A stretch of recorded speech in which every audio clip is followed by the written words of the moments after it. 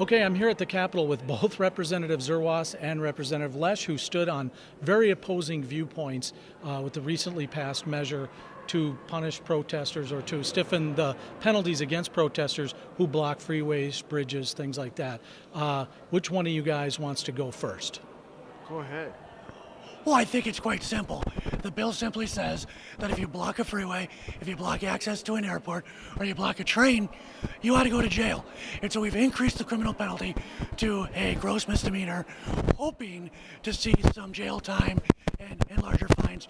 Because clearly, what's in current law isn't dissuading the activity or sufficiently punishing the activity. Before you respond to that, Representative Lesch, what do you think about will this pressure help to dissuade it, or will it just, are we poking the bear here with protests? I mean, I don't know. It's a great question. I wonder if spending a year in jail instead of 90 days would have dissuaded Rosa Parks from sitting at the front of that bus. I wonder if it would have dissuaded Martin Luther King from speaking to those sanitation workers in Memphis. I wonder if it would have dissuaded the original Tea Partiers who tossed the tea off the boat in Boston Harbor. I wonder if it would have dissuaded so many of American patriots who were responsible for the activism that got us where we are now. And I think the answer to that is no. It's easy to conflate the two issues, but what we're talking about very narrowly is blocking freeways, blocking airports, and blocking trains. It has a huge impact on people to be able to live their lives. There is nothing in this bill that limits any other protest that people want to do. It has no impact on people's free speech rights. People can still petition their government for redress. I don't know what to tell you. I mean, we've got all these people. We had 100,000 people right outside this Capitol on the day that Representative Zerwas introduced that bill. 100,000 people peacefully assembling without a permit, okay? And if you want to say, let's make these folks responsible for a year in jail, I mean, that's taking it a little far from the average Minnesotan. But that's wholly untrue and inaccurate, Representative Lesch. Not a single person decided to block a train. Not a single person decided to march on a freeway, to block a freeway.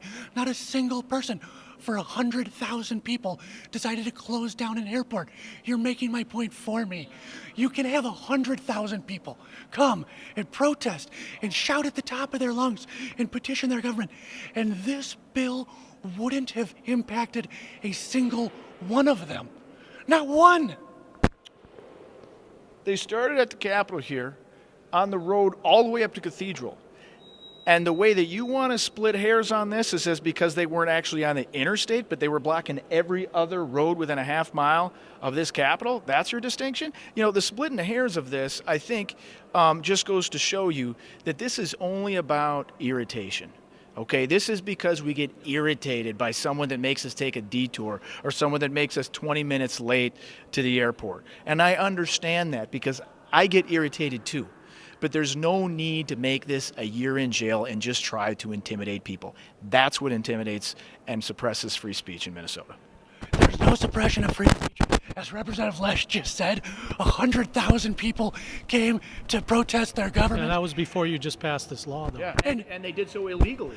And this would have not impacted them at all because this is so narrowly crafted so that you would have to block a freeway. You would have to decide, I must march on the freeway. I have to stop people from even getting to the airport. I'm going to stand on these train tracks. We did not see that behavior. We did not saw nothing that this bill would come into question. What about the anecdotes, Representative Lesch, that people are inconvenienced or that there might have been some people in EMTs that needed to get by and people have been harmed because of the blocking? I have not heard of any emergency vehicles that didn't get through. Representative Zerwas offered an anecdote about he heard about someone that maybe took the wrong way to get to the Mayo Clinic and sat in traffic. I get that. That's difficult. But at the same time, when you're talking about suppressing the free speech rights of an entire population, that's using a sledgehammer to kill a mosquito. There needs to be some reasonableness in this. Was there any There's room no for s- that reasonableness? There is no suppression of free speech in this bill whatsoever. And I can give you some examples from Regents Hospital of their medic rig that had every window smashed out of it, Representative Lesch.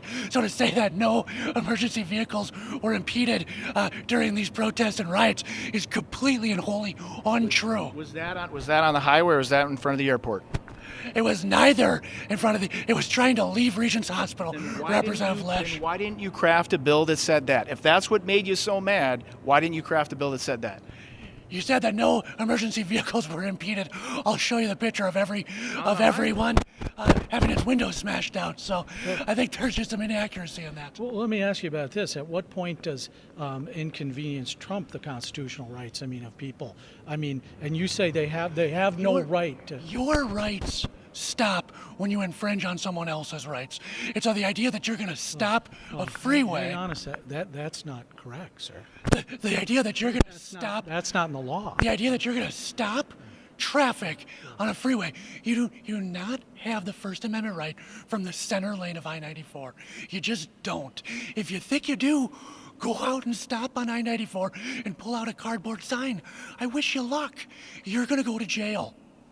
I wonder if that same argument holds true when you're talking about the thousands of individuals in the South and throughout this country who marched on highways. This was before the interstate highway system. They marched on highways in support of civil rights. These are names that you know.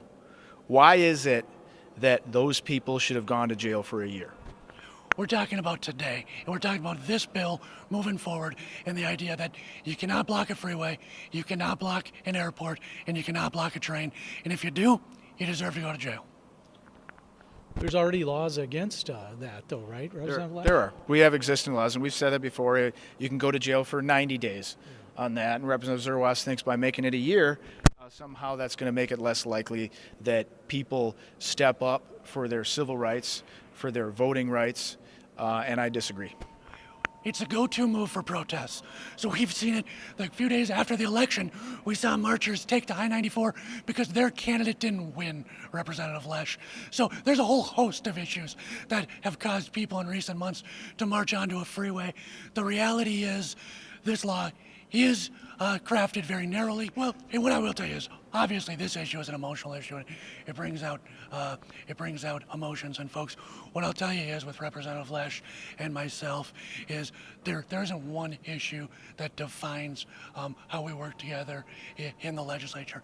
And so, while he and I vehemently disagree on this bill, there are things with criminal justice reform issues that we have worked together very closely on, including our bill that was also in the public safety bill dealing with traffic infractions for people that are in deep poverty and having trouble paying their traffic fines, making sure that those individuals aren't unduly punished through having their licenses revoked, allowing them to be on a payment plan and work through the system that way to retain their licenses to keep going to work and keep their families intact.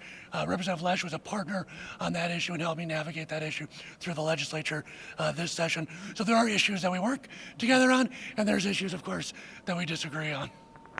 I agree. You got to fight up here. That's how you get to a good result most of the time, is through vigorous argument. Yeah, right.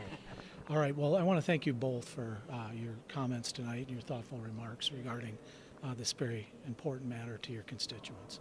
Thank you both. Thank you so much. Have a great evening. All right. Bye, guys.